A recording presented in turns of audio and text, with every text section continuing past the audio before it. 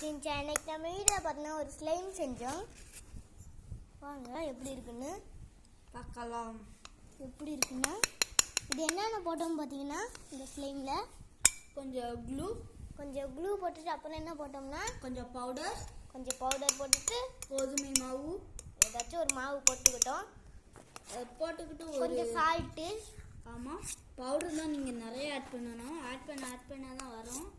நீங்கள் கொஞ்சம் தண்ணியாக இது பண்ணிடாதீங்க. உங்களுக்கு தெரியும் இது என்னடா வரலன்னு தூக்கி போட்டுறாதீங்க. இது ரொம்ப நேரம் கிண்டணும். நாங்கள் கரெக்டாக 7 மணிக்கு ஆரம்பிச்சது. பார்த்தீங்கன்னா 7 மணி இல்லை 8 மணிக்கு செஞ்சோம். இது வந்து பார்த்தீங்கன்னா நாங்கள் ஃப்ரீசரில் வச்சோம். ஆமாம், ஃப்ரீசர்லாம் வச்சோம். பார்த்தீங்கன்னா எப்படி வந்திருக்குன்னு நீங்களே பார்க்கலாம். கையில் உங்களுக்கு எடுத்து காமிக்கிறேன். இது ரொம்ப தூரத்துக்கெல்லாம் இழுக்க முடியுமா என்னன்னு தெரில. இது இழுக்க முடியல. ஆனால் ஸ்லைம் மாதிரி பார்த்தீங்கன்னா நல்லா உருட்ட முடியுது. பால் மாதிரி பவுன்ஸ் ஆகுதுன்னு பார்ப்போம். கீழே போட்டு பார்ப்போம். பவுன்ஸ் ஆகாது. கெட்டியாக இருந்தால் பார்த்தீங்கன்னா பவுன்ஸ். மாவு மாதிரி கோதுமை மாவு ஏதாச்சும் ஒரு மாவு பிணைஞ்சா தண்ணியோட செட்டு எப்படி இருக்குமோ அது மாதிரி தான் இருக்கும்.